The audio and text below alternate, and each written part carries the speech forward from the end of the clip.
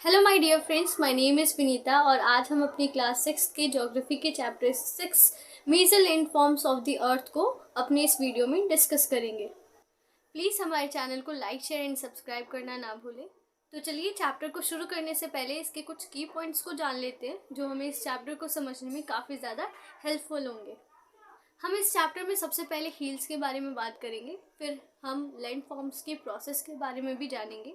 इसके बाद हम अपनी अर्थ में मौजूद जितने भी लैंड फॉर्म्स है, जैसे कि हमारे माउंटेन्स, प्लेन्स और प्लेटो, इन सब को डिस्कस करेंगे और इन सब की इम्पोर्टेंस को भी जानेंगे अपनी इस वीडियो में, अपने इस चैप्टर में। तो चलिए सबसे पहले बात करते हैं हिल्स के बारे में। हिल्स अपने आसपास के एरिया में सबसे ऊंची उठी हुई भूमि यानी लैंड होती है, ठीक है। और ये जो लैंड होती है ये 600 मीटर से अधिक भी हो सकती है और इसीलिए इन्हें माउंटेन कहा जाता है। एज वी नो दैट हमारी अर्थ पे वेरियस टाइप के लैंड फॉर्म्स मौजूद है जो कि हमारे लिथोस्फीयर का भाग है। कुछ रगेड है तो कुछ फ्लैट है। तो चलिए बात करते हैं हम लैंड फॉर्म्स के प्रोसेस के बारे में। हमारे पास दो तरह के प्रोसेस होते हैं जो हमारे अर्थ पे मौजूद लैंड फॉर्म्स को बनाने में अपना इनरोल करते हैं। पहला होता है हमारा इंटरनल प्रोसेस। इंटरनल प्रोसेस यानी हमारी अर्थ के अंदरूनी भाग में होने वाली जो गतिविधि है उनके कारण क्रिएट होने वाले लैंड फॉर्म्स, ठीक है। इसमें मेनली हमारे अर्थ के अंदर मौजूद जो प्लेट्स हैं जो स्लोली मूव कर रहे हैं, जब वो प्लेट्स आपस में एक दूसरे से टकराते हैं तो हमारी अर्थ पे कंपन होता है और उस कंपन के कारण क्या होता है, हमारे नए लैंड फॉर्म्स का निर्माण होता है हमारी अर्थ पर। दूसरा होता है हमारा एक्सटर्नल प्रोसेस। एक्सटर्नल प्रोसेस जिसमें हमारी अर्थ के ऊपर मौजूद या हमारी अर्थ के ऊपर होने वाली विभिन्न गतिविधियाँ, ठीक है, जो हमारे लैंड फॉर्म्स को बनाने में अपना महत्वपूर्ण योगदान देती है। इसमें हमारा जैसे वाइंड, आइस, रनिंग वाटर, ये सारे शामिल होते हैं। इसमें दो तरह की चीज़ें होती हैं। पहला होता है हमारा वियरिंग डाउन यानी हमारी किसी भी लैंड का ऊपरी परत का हट जाना, ठीक है। दूसरा होता है रीबिल्ड यानी हमारी अर्थ के ऊपरी परत का निर्माण होना। हमारी अर्थ पे डिफरेंट टाइप्स के लैंड फॉर्म्स मौजूद है, जैसे कि हमारे माउंटेन हो गए, प्लेन्स हो गए, प्लेटो हो गए, ये सारे लैंड फॉर्म्स हमारी अर्थ पे मौजूद है। तो चलिए सबसे पहले बात करते हैं माउंटेन्स की। माउंटेन्स ये नेचुरल एलिवेशन हाइट वाला एक लैंड है, ठीक है। ये अपने आसपास यानी सराउंडिंग एरिया में सबसे ऊंची भूमि होती है या ऊंची लैंड होती है। ये कभी कभार इतने ऊंचे होते हैं कि बादलों को भी क्रॉस कर जाते हैं यानी हमारे क्लाउड्स को भी क्रॉस कर जाते हैं। माउंटेन्स जो होते हैं वो परमानेंटली फ्रोजन रिवर्स का सोर्स होते हैं। मीन्स यहाँ पे हमारी आइस की फॉर्म में रिवर्स होती हैं, ठीक है, जिसे हम ग्लेशियर कहते हैं और यहीं से हमारी काफ़ी सारी रिवर्स जो है वो निकलती है, जैसे कि सिंधु नदी हमारे इंडिया में। एंड कुछ माउंटेन्स तो हमारे सी में भी अवेलेबल होते हैं। हमारे माउंटेन एरियाज में बहुत कम पॉपुलेशन होती है यानी बहुत कम लोग रहते हैं। इसका कारण वहाँ का हार्श टेम्परेचर, ठीक है, और इसके अलावा माउंटेन्स के कारण वहाँ पे हादसे होते रहते हैं, ठीक है, एक्सीडेंट्स होते रहते हैं। इसके अलावा वहाँ पे फार्मिंग के लिए कोई लैंड अवेलेबल नहीं होती और होती भी है तो बहुत कम मात्रा में होती है। हमारे माउंटेन में इंक्लूड होने वाली एक और इम्पॉर्टेंट टर्म है जिससे हम अलग नहीं हो सकते और वो है हमारी रेंज। रेंज जब हमारे बहुत सारे माउंटेन एक लाइन में अरेंज हो जाते हैं, ठीक है, एक सीरीज बना लेते हैं, तो उसे हम क्या कहते हैं, रेंज। बहुत सारे जो माउंटेन्स होते हैं वो एक सीरीज में कंसिस्ट हो जाते हैं, एक सीरीज में लगे रहते हैं, ठीक है, और कई सौ किलोमीटर तक फैले होते हैं। इसका एग्जाम्पल हम द हिमालय से ले सकते हैं जो कि हमारे इंडिया में, ये भी एक माउंटेन रेंज है। इसके अलावा हमारा अल्पस जो कि हमारा यूरोप में है, ये भी एक माउंटेन रेंज का एग्जाम्पल है। एंडीज जो कि हमारा साउथ अमेरिका में है, ठीक है, ये भी एक माउंटेन रेंज का एग्जाम्पल है। हमारे जो माउंटेन्स होते हैं वो अपनी हाइट एंड स्लोप में डिफरेंट होते हैं। तो चलिए आगे बढ़ते हैं और जानते हैं टाइप्स ऑफ माउंटेन के बारे में। हमारे पास तीन तरह के माउंटेन होते हैं। पहला होता है हमारा फ्लूड माउंटेन, दूसरा होता है हमारा ब्लॉक माउंटेन और तीसरा होता है हमारा वॉल्केनिक माउंटेन। फ्लूड माउंटेन तब क्रिएट होता है जब दो या दो से अधिक टेक्टोनिक प्लेट्स आपस में एक दूसरे से टकराती हैं, तो उसके कारण हमारा फ्लूड माउंटेन क्रिएट होता है। जो फ्लूड माउंटेन है उसके क्रिएट होने के प्रोसेस को हम ऑरोजेनिक प्रोसेस कहते हैं। दो यंग फ्रूट माउंटेन का अगर हम एग्जाम्पल जाने तो उसमें हमारा द हिमालय और द अल्पस आते हैं, जो कि हमारे यंग फ्रूट माउंटेन के एग्जाम्पल है।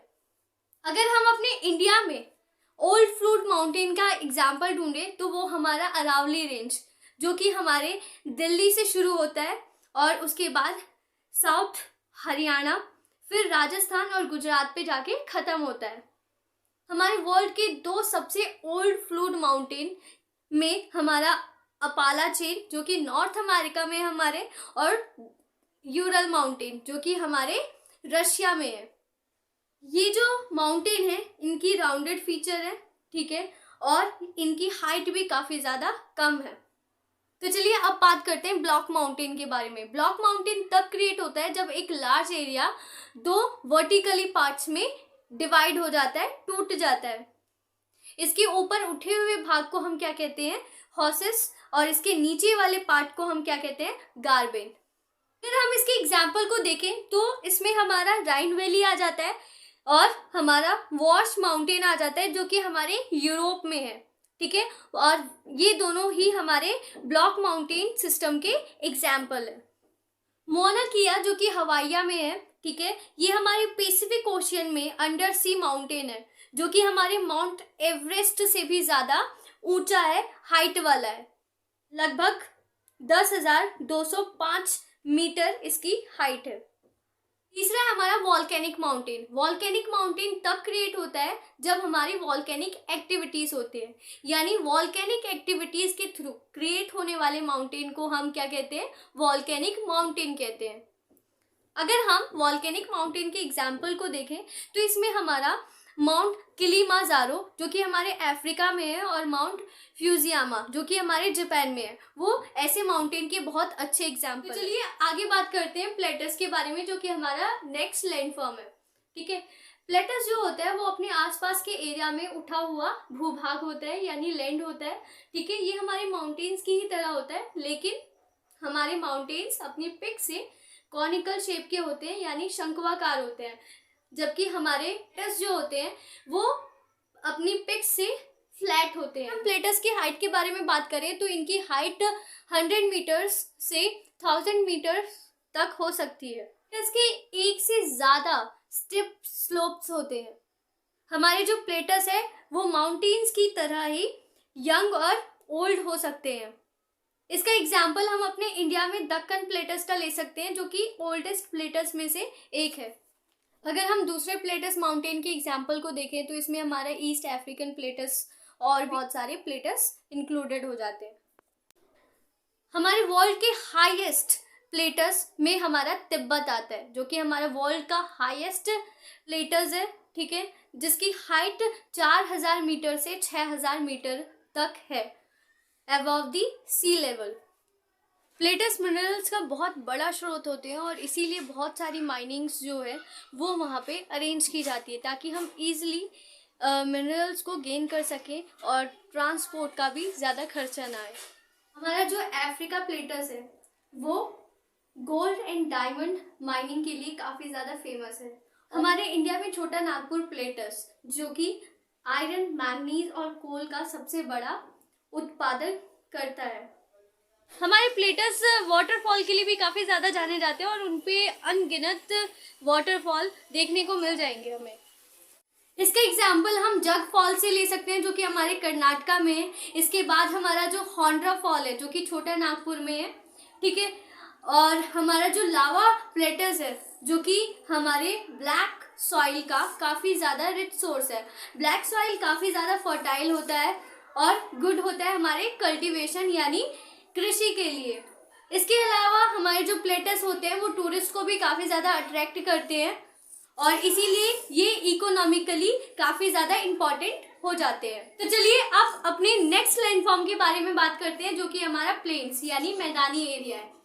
ये जो एरिया है ये बहुत ज़्यादा फ्लैट होता है, ठीक, और ये समुद्र स्तर से 200 मीटर से ज़्यादा ऊंचा नहीं होता है। ये जो प्लेन्स वाला एरिया, मैदानी भाग वाला जो एरिया है, ये हमारी रिवर्स और उनकी ट्रिब्यूटरीज के थ्रू बनाया गया लैंड है, जो कि अपने साथ बहुत सारे इरोडेड मटेरियल्स को अपने साथ लेके आती हैं और इन्हें लाके मैदानी भागों में धीरे धीरे करके जमा करती हैं। इन इरोडेड मटेरियल में स्टोन्स, सेल्ट और सैंड शामिल होते हैं, जो कि वैलीज को बनाने में भी काफी ज्यादा यूजफुल होते हैं। तो चलिए आगे बात करते हैं इंपॉर्टेंस ऑफ प्लेन्स के बारे में। प्लेन्स एरियाज काफी ज्यादा फर्टाइल होते हैं और इस वजह से ये कल्टीवेशन यानी कृषि के बहुत अच्छे ऑप्शंस हमें प्रोवाइड करते हैं। इसके अलावा इनकी जो सरफेस होती है वो फ्लैट होती है, जिस वजह से यहाँ पे ट्रांसपोर्ट नेटवर्क का भी काफी ज्यादा अच्छा ऑप्शन हमें यहाँ पे देखने को मिल जाता है।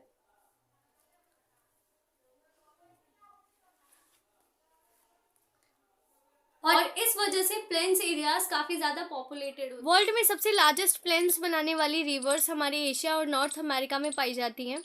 एशिया में गंगा और ब्रह्मपुत्र नदी, हमारे इंडिया और चाइना में येत्सेन। अगर हम वर्ल्ड में बात करें कि वर्ल्ड में सबसे ज्यादा पॉपुलेटेड एरिया कौन सा है, तो वो पॉपुलेटेड एरिया हमारे इंडिया में सिंधु और गंगा का मैदान है। प्लीज हमारे चैनल को लाइक, शेयर एंड सब्सक्राइब करना ना भूलें। मिलते हैं अगले वीडियो में।